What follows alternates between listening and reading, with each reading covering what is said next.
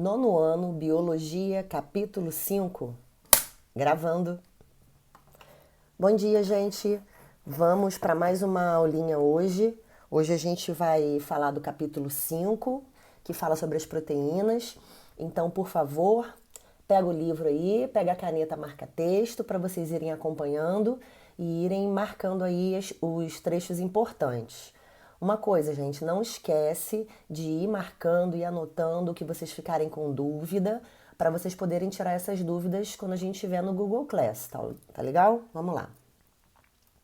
Bom, as proteínas, elas são moléculas que compõem a estrutura dos seres vivos. E elas têm duas funções diferentes. Elas têm uma função estrutural e elas têm uma função fisiológica. Na função estrutural, elas participam da composição de estruturas que formam o organismo, por isso estrutural. Na fisiológica, elas podem participar de algumas atividades do nosso organismo. Então, na movimentação, na defesa, no transporte de oxigênio, no metabolismo e regulando o próprio metabolismo. Então, observa que aí ao lado de cada uma dessas funções, vocês têm um exemplo do tipo de proteína que realiza cada uma delas. Essa imagem é uma imagem de uma proteína feita por computador, só para a gente entender como elas podem ser moléculas complexas. Algumas características dessas proteínas. É a segunda molécula mais abundante nos organismos e elas são formadas por aminoácidos. Aminoácidos esses que são de 20 tipos. Esses aminoácidos eles são divididos em naturais e essenciais. Os naturais são aqueles que são produzidos pelo nosso próprio organismo. Os essenciais são aqueles que a gente consegue obter através da nossa alimentação. Então, se você observar essa tabelinha aqui, ela mostra pra gente, ela lista pra gente quais são os essenciais e quais são, aqui está como não essenciais, que são os naturais. Todos esses aminoácidos, ele tem a mesma estrutura básica, que é essa estrutura que a gente está vendo aqui em cima, onde a gente observa a presença de um grupamento amina, a presença de um grupamento ácido e ligado a esse carbono central, que é o carbono alfa, a gente tem aqui a indicação da cadeia lateral, que na verdade é a parte do aminoácido que vai ser diferente de um para o outro. A estrutura dessa proteína. Esses aminoácidos, eles se ligam uns aos outros para darem forma à proteína. Essas ligações, elas são chamadas de ligações peptídicas, isso é importante, tá legal? Então, se a gente tem 2 aminoácidos ligados, a gente diz que é um dipeptídeo. 3 aminoácidos, tripeptídeo. 4 aminoácidos ou mais, a gente vai ter um polipeptídeo. Então, quando a gente fala que a gente está trabalhando, a gente está estudando um polipeptídeo, significa que a gente está estudando uma proteína que apresenta 4 ou mais aminoácidos na sua composição, na sua formação. Essa ligação peptídica é uma ligação que libera uma molécula de água. Por isso, a gente chama de ligação de desidratação ou reação de desidratação. No próximo slide tem uma imagem e vai dar para vocês entenderem melhor por que perde uma molécula de água. As diferenças entre as proteínas, elas estão relacionadas à quantidade, ao tipo e à sequência de aminoácidos. Como assim? Quantos aminoácidos as proteínas têm? Quais tipos de aminoácidos, quais deles estão presentes e em que ordem eles se encontram. Então, a gente pode ter proteínas que tenham a mesma quantidade de aminoácidos, esses aminoácidos sejam os mesmos, ou seja, dos mesmos tipos. No entanto, se eles estiverem organizados numa sequência diferente, isso já significa que essas proteínas são diferentes, ok? A organização desses aminoácidos também é uma questão importante. Essa organização, ela pode ser primária, secundária, terciária e quaternária. E a modificação dessa estrutura inativa a proteína, ou seja, mudou, modificou a estrutura da proteína, ela deixa de funcionar. Vamos ver umas imagens importantes aqui. Olha aqui as estruturas. Então, observa aqui. Estrutura primária. Observa que é apenas um aminoácido ligado ao outro. Então, é a sequência de aminoácidos. Ela vai ser uma estrutura primária. Na estrutura secundária, a gente já começa a ver um arranjo espacial se formando. Por que a gente observa isso? Porque esses aminoácidos, eles começam a se ligar com aminoácidos que estão distantes deles. Então, supõe, o primeiro aqui da nossa imagem se liga ao penúltimo. Essa ligação forma como se fosse uma dobra. Essas várias dobras formam essa estrutura secundária. A estrutura terciária é um enovelamento maior dessa estrutura secundária. Então, essa estrutura secundária se formou, ela começa a se dobrar, a se enovelar ainda mais, ela origina a estrutura terciária. E a estrutura quaternária nada mais é do que a junção, a união de várias estruturas terciárias. Então, se você observar aqui nessa imagem, a gente tem duas estruturas terciárias amarelas e duas estruturas terciárias vermelhas. Isso deu origem a essa estrutura quaternária. Então, várias estruturas terciárias juntas originam a estrutura quaternária. Aqui a gente consegue ver a formação da ligação peptídica. Por que é uma reação de desidratação? Observa aqui, um oxigênio em vermelho, um hidrogênio em azul de um aminoácido e o hidrogênio em azul do outro aminoácido. Esses dois aminoácidos vão se ligar exatamente nesses pontos aqui. Isso significa o quê? Esse oxigênio e esse hidrogênio desse aminoácido vai se desprender e esse hidrogênio desse segundo aminoácido também se desprende. Ora, um oxigênio e dois hidrogênios, eles originam o quê? Uma molécula de água. Quando esses átomos saíram e originaram essa molécula de água, isso permitiu que a ligação entre os dois aminoácidos acontecesse. Então, para que a ligação pudesse se formar, um aminoácido perdeu um oxigênio e um hidrogênio, o outro aminoácido perdeu um hidrogênio. Essa perda formou a molécula de água que é liberada da reação. Por isso, reação de desidratação. Seguindo, deu uma paradinha aqui, vamos lá. A classificação dessas proteínas. Essas proteínas elas podem ser classificadas em relação à forma e em relação à composição. Quanto à forma, elas podem ser fibrosas ou globulares. Então aqui a gente tem uma fibrosa, que é alongada, e uma globular, que é uma arredondada. E quanto à composição, elas podem ser simples ou conjugadas. Elas são simples quando elas são formadas apenas pelos aminoácidos. Só que elas podem ser conjugadas, ou seja, elas podem ter a participação de uma parte não proteica. Então, observa nessa ilustração aqui da hemoglobina, a gente observa o que aqui? A estrutura quaternária dessa hemoglobina, então, ó, 1, 2, 3, 4 polipeptídeos, mas repara que além dos polipeptídeos que são formados pelos aminoácidos, a gente tem aqui, ó, o M com o ferro. Essa parte do M com o ferro não é uma parte proteica. Isso significa, então, que ela é uma proteína conjugada. Ela tem toda a parte proteica, mas ela tem a associação de estruturas que não são proteicas, ok? Uma questão muito importante quando a gente fala a respeito das proteínas é falar das enzimas. As enzimas, elas são proteínas, mas são proteínas diferenciadas, são catalisadores biológicos, ou seja, otimizam as reações químicas. Elas conseguem acelerar a ocorrência de uma reação química. elas diminuem a energia de ativação e as reações passam a ocorrer mais rápido. Com a participação da enzima, a energia utilizada para a reação acontecer é uma energia menor e, por isso, a reação consegue ocorrer mais rapidamente. Elas agem sobre os substratos em locais específicos dos substratos que são chamados de centro ativo.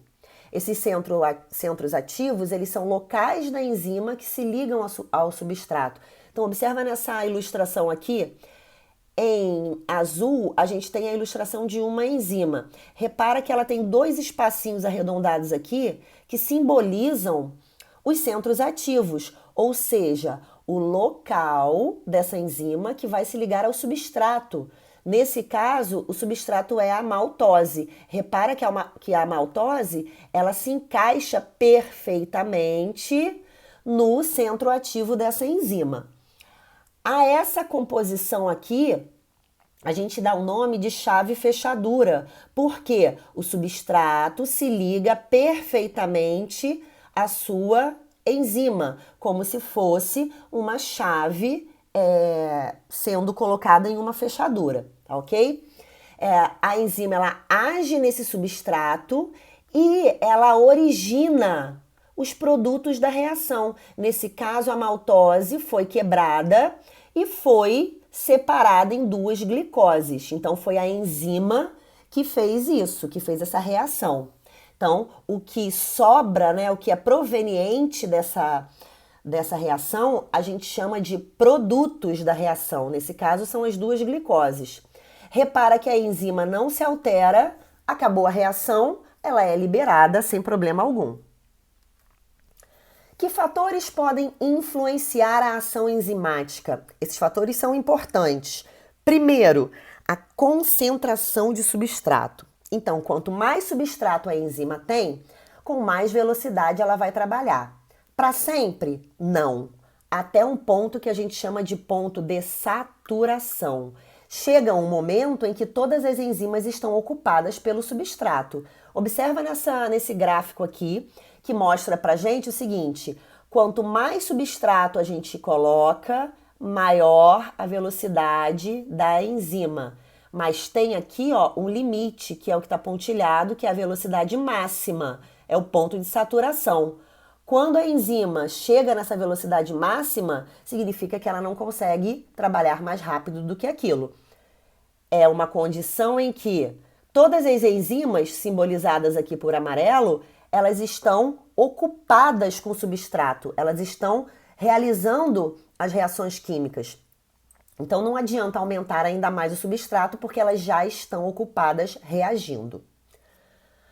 Outro fator importante é o pH, é o potencial hidrogeniônico, que mede a acidez das substâncias, né? Então aqui a gente tem uma escala de pH que mostra pra gente que entre 7 e 8 a gente tem um pH neutro, abaixo disso o pH é ácido, acima disso o pH é básico. Então as enzimas elas atuam em pH específico. Se você pega uma enzima que atua num pH ácido e coloca ela em outro pH, ela não vai atuar.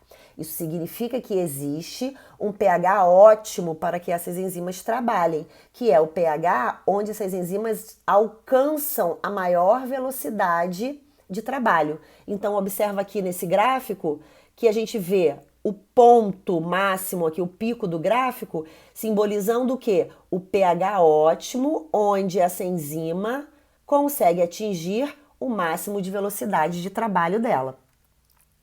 A temperatura também é um fator importante. Então, assim como o pH, a temperatura ótima vai melhorar a atividade da enzima. Aqui o gráfico parece o mesmo, mas não é, porque esse é um gráfico de temperatura. Então, também existe uma temperatura ótima, que é onde essa enzima atinge aqui o máximo da sua velocidade de trabalho, tá? Até essa enzima atingir o seu valor ótimo, ela vai aumentando de velocidade. Então, repara, ó, vai aumentando a temperatura, ela aumenta de velocidade até que ela chega na sua velocidade máxima, que é quando a temperatura ótima foi atingida. Acima do valor ótimo, a velocidade começa a fazer o quê? Diminuir. Então, se você pensar, nossa, eu aumentei a temperatura e essa enzima foi trabalhando cada vez mais rápido, vou aumentar ainda mais, aí você aumenta mais um pouco. O que aconteceu com ela? Começou a diminuir a velocidade. Por quê? Porque ela já tinha atingido o ótimo dela. Então, quando ela atinge o ótimo, significa que é o máximo de capacidade de reação que ela tem. Quando ela está numa temperatura acima da sua temperatura ótima, o que ocorre com essa enzima? Ela desnatura. Desnaturar significa que a enzima se modifica e, consequentemente, ela perde a sua atividade. Então, observa nessa imagem aqui. Aqui a gente tem a imagem, a ilustração da enzima no seu formato original. Ocorreu a desnaturação. Olha o formato que ela fica. Ela só consegue trabalhar se ela está no seu formato normal. Quando desnatura, ela não trabalha mais. Nessa ilustração aqui, a gente também vê um exemplo disso. A enzima em azul tem aqui o centro ativo para esse substrato. Repara que o centro ativo ele vai encaixar perfeitamente no substrato. Quando ela desnatura, ou seja, quando o formato dessa enzima se modifica, o centro ativo também se modifica. Então, observa que agora esse formato do centro ativo não permite mais que ela atue nesse substrato. Por isso, a gente diz que ela está inativa, ela não consegue trabalhar.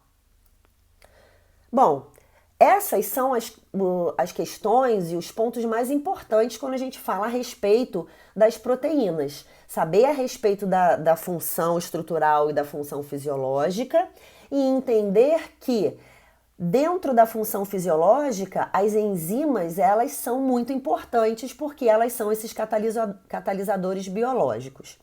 Eu separei aqui duas questõezinhas para a gente ver se realmente ficou bem entendido. E vocês, claro, vão seguir o plano de estudo que vai estar anexado lá no Google Class, com as questões que vocês precisam fazer, mas essas aqui são apenas para a gente treinar. Vamos lá. Uma da UFV. O gráfico a seguir representa a atividade enzimática de uma determinada reação em função da temperatura. A seta indica o ponto, então observa aqui o gráfico. Então aqui, nesse eixo, a gente tem a atividade da enzima e nesse outro eixo aqui a gente tem a temperatura. Repara que a curva indica que conforme a temperatura foi aumentando, a atividade da enzima foi melhorando. Chegou num ponto em que essa enzima não conseguiu melhorar mais a sua atividade e, mesmo aumentando a temperatura, essa atividade começou a diminuir. Esse nosso ponto aqui é o ponto que indica o quê? Esse pico, ele indica o quê pra gente? A desnaturação da enzima, o máximo de substrato, a desnaturação do produto, o ótimo de temperatura para atividade enzimática ou o mínimo de temperatura para a reação enzimática? A gente falou disso agorinha, então esse pico indica pra gente o ótimo de temperatura para a atividade enzimática. O ponto máximo de temperatura que essa enzima consegue atingir significa o ponto ótimo de temperatura para ela funcionar, para ela trabalhar. Vamos na questão de baixo, da UFRJ. Logo após a colheita, os grãos de milho apresentam sabor adocicado devido à presença de grandes quantidades de açúcar em seu interior. O milho estocado e vendido nos mercados não tem mais esse sabor, pois cerca de metade do açúcar já foi convertida em amido por meio de reações enzimáticas. No entanto, se o milho for, logo após a colheita, mergulhado em água fervente, resfriado e mantido em um congelador, o sabor adocicado é preservado. Por que esse procedimento preserva o sabor adocicado do milho, né, dos grãos de milho? Então vamos prestar atenção, gente. Primeiro, o que vai acontecer? Ele vai ser colocado em água fervente. Depois, ele vai ser resfriado. O que isso indica pra gente? Olha só, as enzimas que vão atuar na quebra da glicose, ou seja, na conversão da glicose em amido, elas vão ser desnaturadas pela fervura. Quando você coloca esse milho na água fervente, significa que você está aumentando a temperatura. Quando você aumenta a temperatura, o que que você faz? Você desnatura as enzimas. Elas passam do ponto ótimo de trabalho com o aumento da temperatura e elas são desnaturadas. Então, não vai ter mais enzima para quebrar a glicose em amido, porque elas foram desnaturadas na fervura. Depois, quando você congela, você está impedindo que essas enzimas renaturem. Porque se você ferver e deixar em temperatura ambiente, conforme a temperatura de fervura vai baixando, essas enzimas conseguem, algumas delas conseguem se renaturar. E aí elas conseguem trabalhar novamente. Mas quando você congela, você impede a renaturação e, com isso, você garante que essa glicose não vai ser convertida em amido. Isso significa que quando você come o milho, você sente o gostinho adocicado da glicose que não foi quebrada em amido, ok? É isso, gente. Pega o material, estuda. Eu estou disponível no Google Class para a gente conversar e para a gente tirar as dúvidas. E sigam também o plano de estudos que está anexado lá no Google Class. No mais, é isso. Tô com saudade de vocês. Fiquem com Deus e bons estudos. Beijo no coração.